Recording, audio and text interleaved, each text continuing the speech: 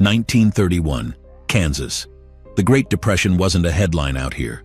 It was the dust in your lungs, the silence at the table, the sound of coins that no longer clinked. Out on the plains, hope dried up faster than rain. Barns stood hollow, banks locked their doors, and pride, what little was left of it, had to be rationed like flour. The Burns were running out of flour. 5 daughters, no sons, and a deed so overdue even the sheriff stopped pretending he'd wait. The land was theirs once, so was the sky. But in times like these, ownership belonged to men with ink and influence. Daniel Ashcroft was both. He came in quiet, clean boots, dark coat, a face that didn't flinch at other people's ruin. He didn't steal the Byrne family farm. He signed it out from under them, line by line, while Eliza Byrne stood in the corner and tried not to look broken. He tipped his hat and walked out like the air didn't weigh a thing. She hated him, and if it ever rained again, she swore, on dust and blood, she wouldn't let him back on her land. Eliza scraped the last of the flour from a tin that once held Sunday biscuits. Now it held grit and memory. She shook it twice. Nothing. Outside, the wind hit the walls hard enough to sound like a warning. The courthouse was hot. Not summer hot. Crowded silence hot. No fans, no windows open. Just a ceiling that sagged and a room full of people who'd forgotten what it meant to win. Her mother sat 2 chairs away, hands folded like she was still in church. One sister, Maggie, twisted a ribbon until it frayed. The others stayed home. Some grief is too public. He was already seated. Daniel Ashcroft, dark coat, clean collar, a man who looked like the dust didn't touch him. He didn't speak, just signed. One stroke, then another, then the last.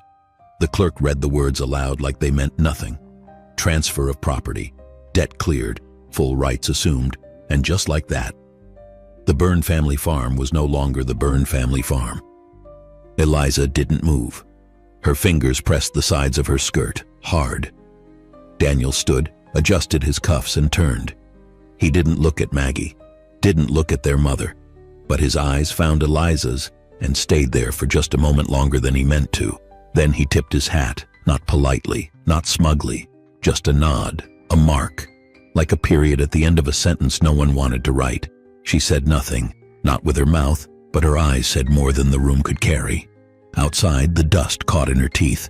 She walked fast. Maggie called her name once but didn't follow. The wind slapped her hair across her face. She didn't push it away. He hadn't stolen the farm. He bought it, clean, quiet, legal, but it still felt like theft. And by nightfall, every cupboard in that house sounded hollow when it closed. The ink had dried. The papers were filed. But for Eliza Byrne, the land still felt like hers, because she was the only one left bleeding for it. She heard the wagon before she saw it. 2 wheels grinding on dry dirt, a horse too lean for comfort, and boots hitting the ground with the kind of certainty that made a woman's hands still without realizing it. Daniel Ashcroft didn't knock. He just stood at the fence line, leather-bound book in one hand, measuring stick in the other, surveying, verifying, owning. She didn't go inside. She stood on the porch with a dish towel in her hands and dust in her lashes. The same towel she'd used to dry her father's forehead the week before he collapsed in the north field. He never got back up. The farm never got back up either. Daniel didn't look at her, not at first.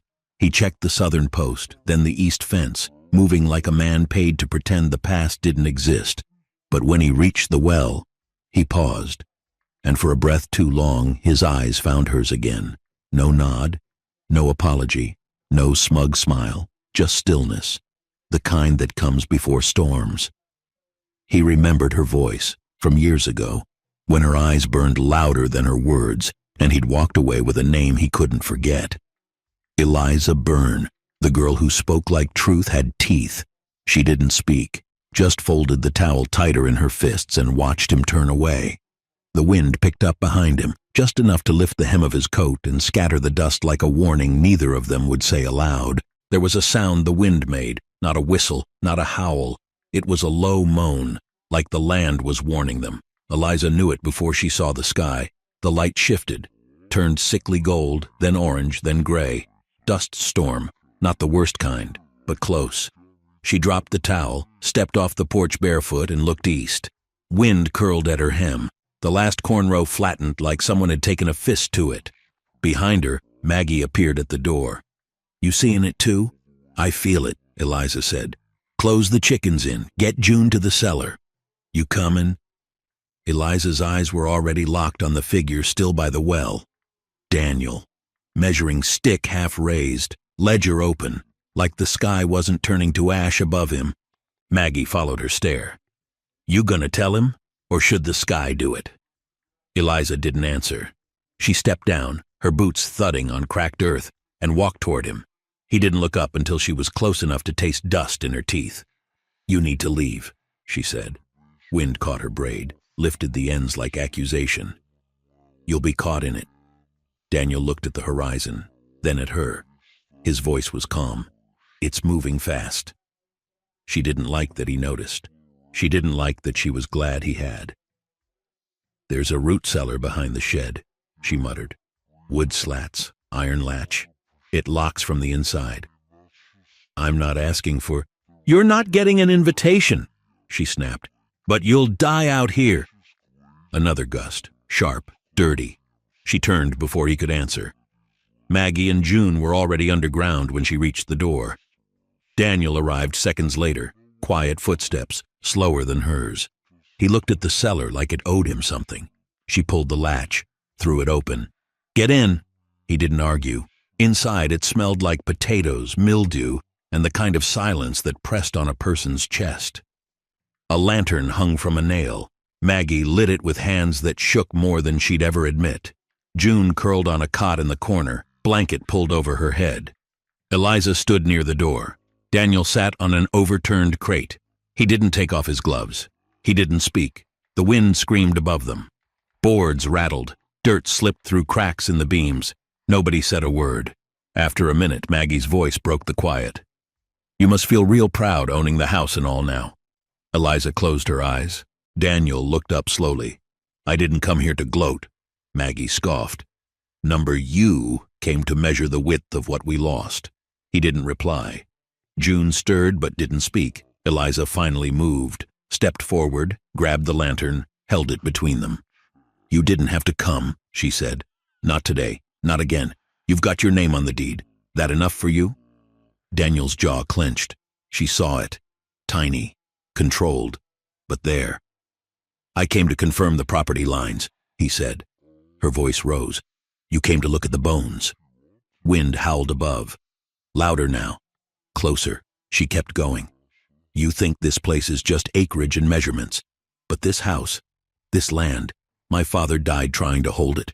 Died before the debt broke him. You show up now like it's a business call?" Daniel looked away, but he didn't flinch.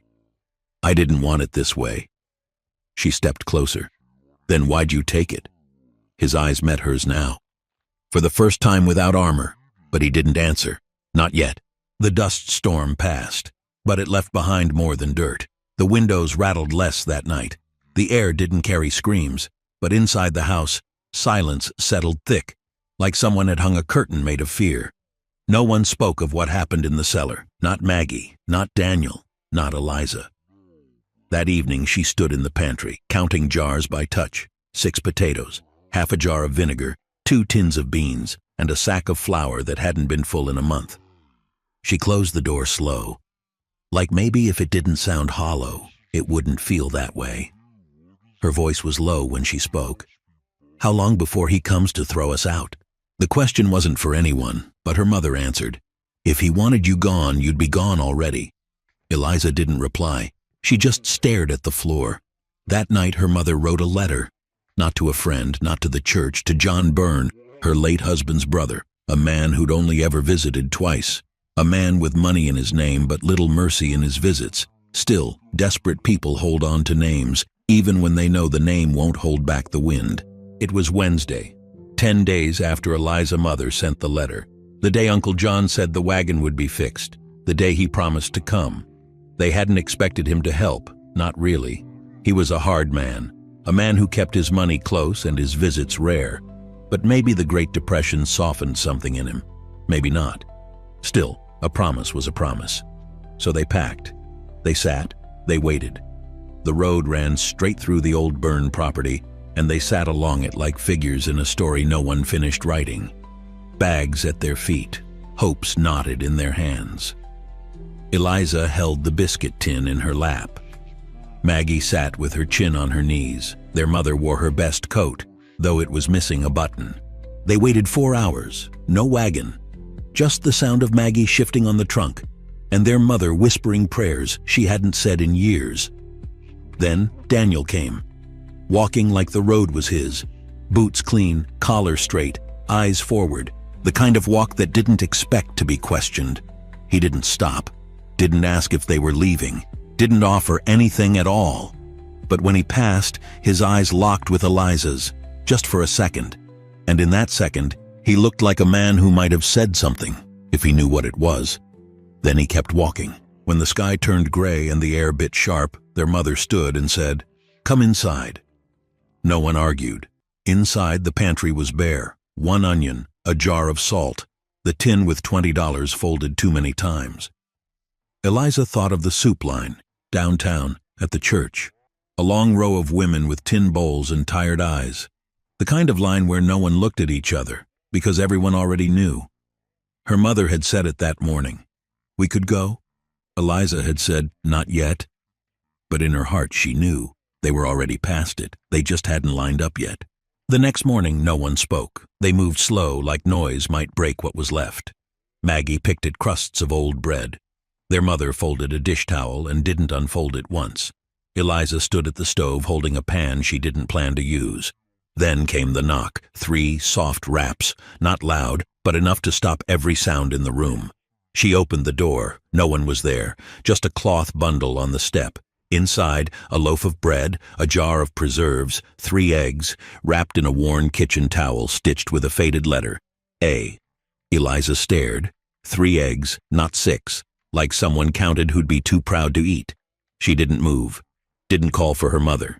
There was a note tucked beneath the jar. For the days that don't wait for wagons. No name, no signature, but she knew who it was, even if she didn't want to. She folded the towel, slow and neat, then tucked the note into the old biscuit tin, right beside the last $20, and for the first time since the courthouse, she cried, not loud, not long, just enough to admit it. This wasn't pity, it was something worse, something better. She didn't know yet. That night, Eliza heard her mother reading softly from the bedroom. Not scripture, not a recipe, a letter. The floor creaked as she stepped closer, not to interrupt, just to listen. "Ashcroft came by the shop last Thursday." Her mother read aloud, eyes tracking the page. "I told him straight, I knew his kind. Rich, cold, raised by wolves who wear waistcoats." A pause. He didn't argue, just stood there like he'd already heard it before, said he wasn't putting anyone out. Not now. Said you girls could stay. Eliza froze. "Didn't say it like a favor," her mother continued, "said it like a man keeping a promise." The words hit hard, not because they were kind, but because they made her memory flicker. Back to that day, her father was still breathing. The last man who knew everything and said very little. "I never liked him much," her mother said, folding the paper. "But maybe I didn't look hard enough." Eliza stepped back from the door, quiet, breath shallow, hands shaking just enough to hide. Later that night, after hearing her mother read the letter, Eliza couldn't sleep. She sat on the porch alone, arms around her knees. The wind had calmed, but nothing inside her had. She remembered church, years ago. Daniel Ashcroft, 2 pews ahead, standing stiff beside a father who never sang. He didn't smile, didn't whisper, just stared ahead like he was trying not to exist. "You never belonged with them," she muttered, "and I still made you the villain." Then came the sound. Wagon wheels on gravel, slowing, 8:30 p.m. She looked up. Daniel stepped down, coat catching porch light, face unreadable. "Apologies for the hour," he said quietly. "I needed to speak with you." He opened his mouth again, then stopped, tried, failed. Did he swallow a rock or something? She thought.